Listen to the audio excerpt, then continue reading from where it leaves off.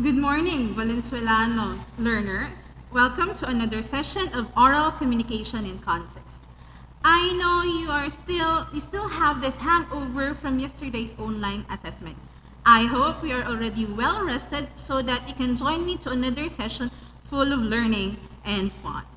So for the last meetings, if you could still remember, I have discussed with you several types of speeches according to purpose and delivery, right? So for this morning session, we're going to deal with the following most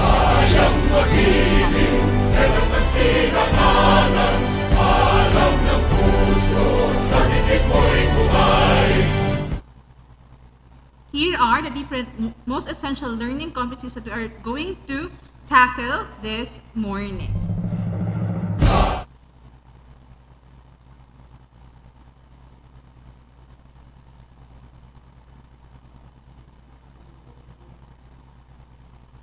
Itapat mo sir sa ano? Itapat mo sir sa PPT.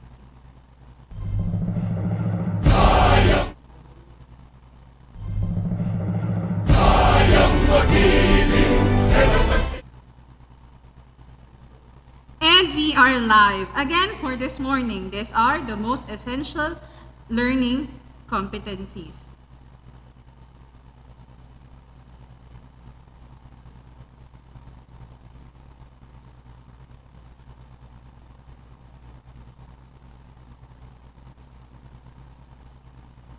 And that is one of the technical problems that we may encounter in every situation. All right?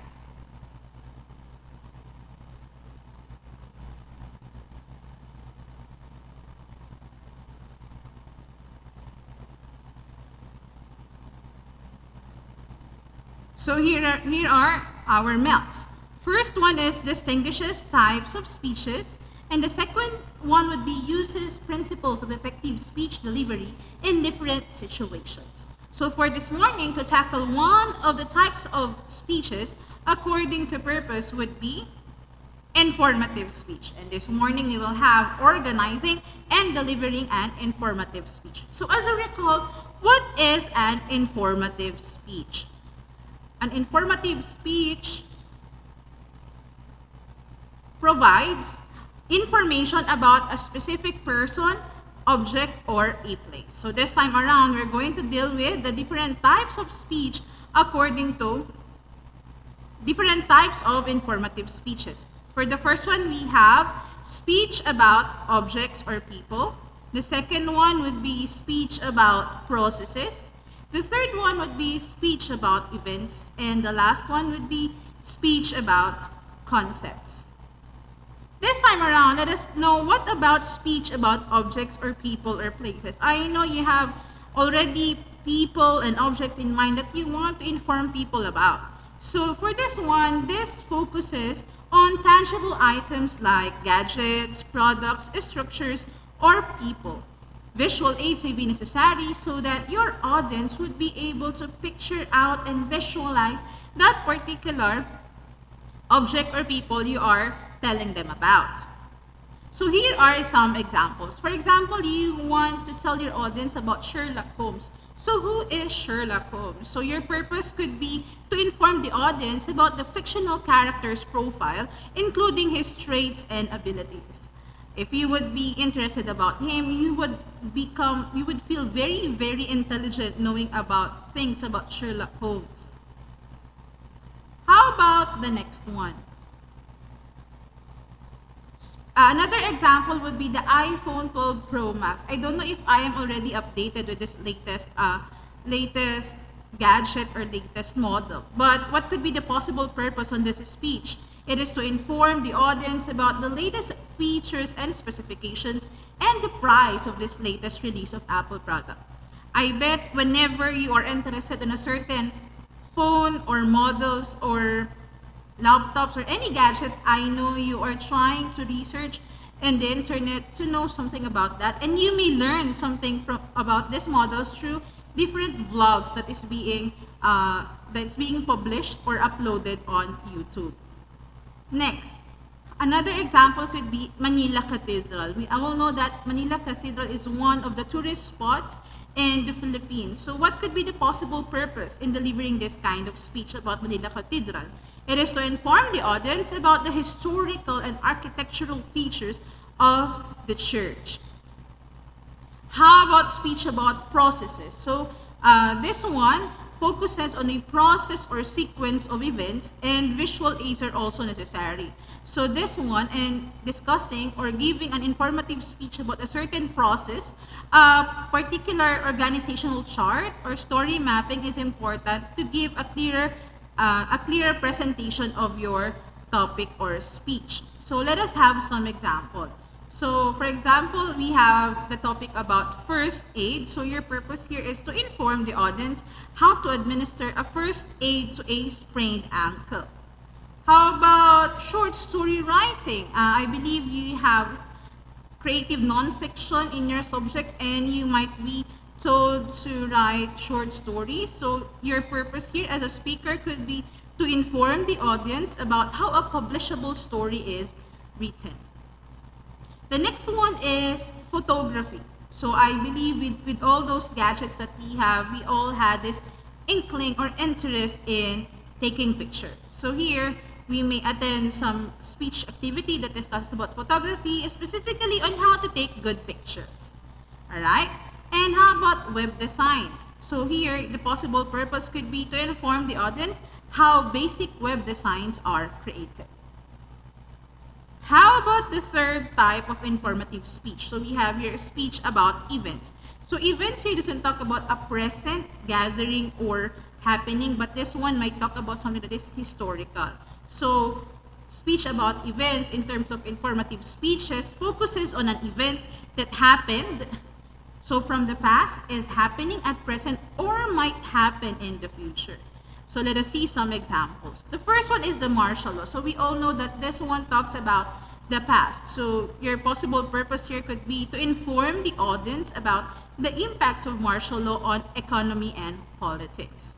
The second example could be zombie invasion. That might talk about what might happen in the future, right? So the possible purpose here is to inform the audience about the possibility of zombie invasion.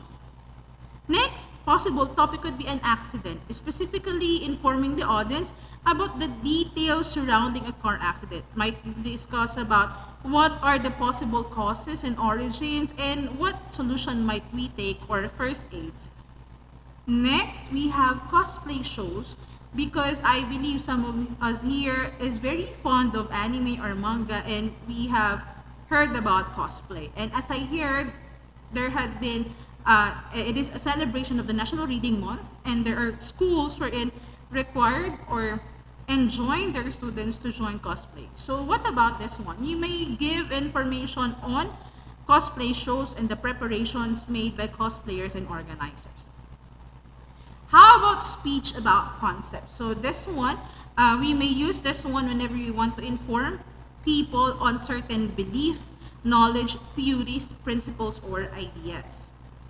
So here is an example, Big Bang's Theory. I'm not talking here about the comic series, no? I'm talking about here about the Big Bang Theory itself and the scientific basis. So you want to inform the audience about the origin of the Big Bang Theory. How about the Bermuda Triangle? I don't know if you have heard about the mystery of the Bermuda Triangle.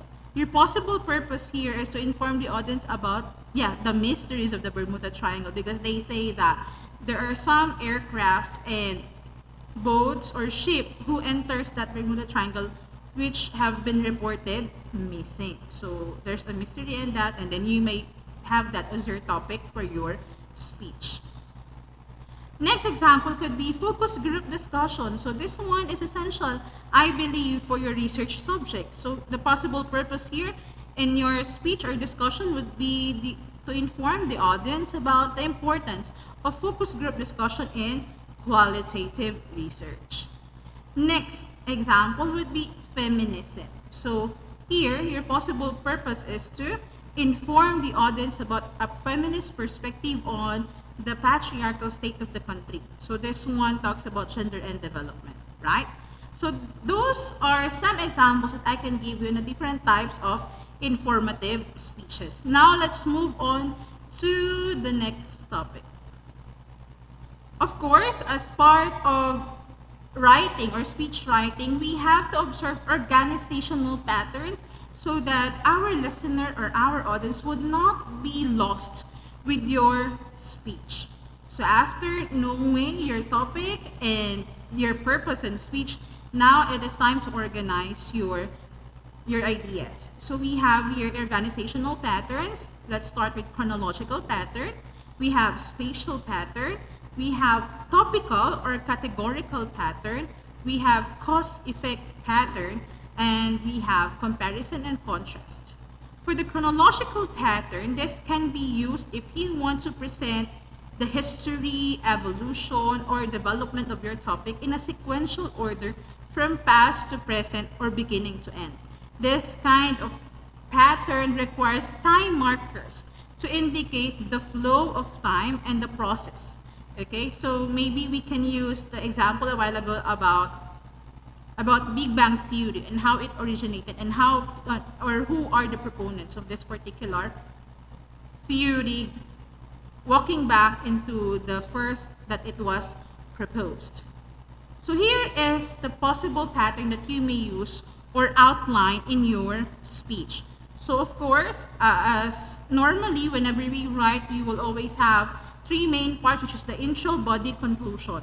In your introduction, you have to include there your attention getter. You may have a trivia, a question, introducing your topic, and then second one would be your thesis statement or your main point.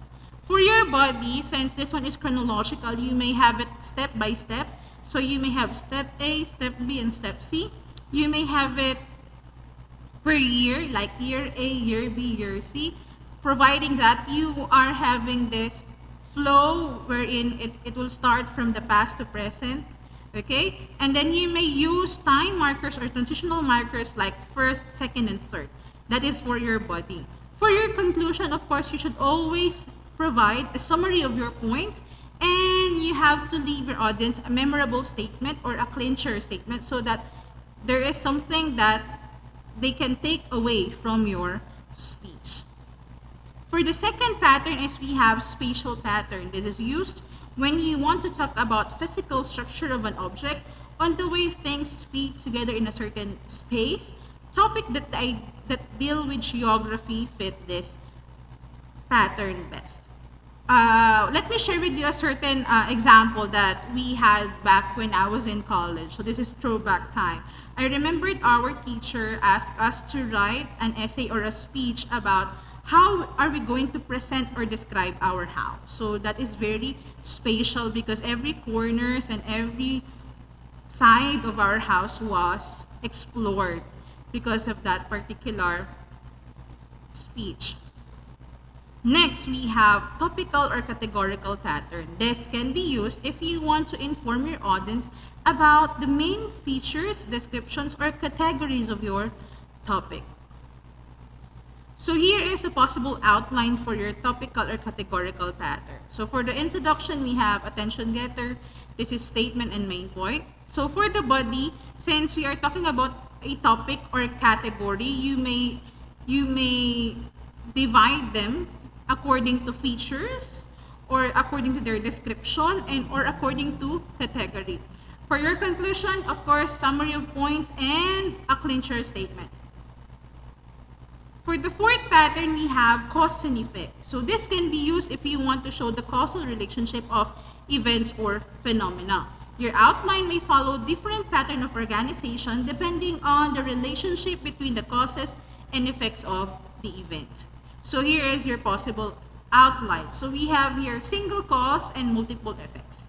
So we have the introduction for the attention getter, and then this is a statement or your main point highlighting the cause of an event or phenomenon. For the body, of course, since we have the single cause on our introduction, for the body, let us have the different effects. So effect A, B, and C. For our conclusion, summary of points and a memorable statement. Another possible pattern would be single effect and multiple causes. For the introduction, we have again attention getter, and for the thesis statement, highlighting the effect of an event or phenomenon. So since we have multiple causes, we will discuss that in our body. So we have cause A, B, and C. For the conclusion, the summary of your points or your causes, and a memorable statement. We have here, how about multiple causes and multiple effects? So for the introduction, we have here attention getter, and we have the thesis statement or the main point highlighting the multiple causes and effects of an event or phenomenon. So here, for the body, since we have here multiple causes and multiple effects, you may have introduced first the causes. So we have cause A and B, and then followed by the effects A and B. For the conclusion, we have summary of points and a memorable statement. How about another pattern for cause and effect would be domino effect. So how about this one? For the introduction, we have attention getter. For the thesis statement, we have main point stating the domino effect of an event or phenomenon. Since this one, we're talking about domino effect, so there are certain phenomena wherein there is a cause and effect relationship. So for the body, you will observe here, the cause and effect is both letter A because they are connected with each other. And then the second part would be cause B and then effect B. And for your conclusion, summary of points and a memorable statement. I hope you still follow, okay, Valenzuela students. And then next pattern, we have here comparison contrast pattern. Of course, whenever we talk about comparison and contrast, there are two concepts that are being compared and contrasted. So this can be used if you want to compare objects, events, or concepts underscoring their similarities and differences. So the thing with comparison and contrast pattern would be we are pointing out the similarities and differences of certain objects, events, or concepts.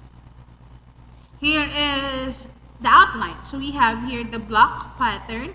So introduction would be attention getter. Your thesis statement would be the main point highlighting the concepts compared.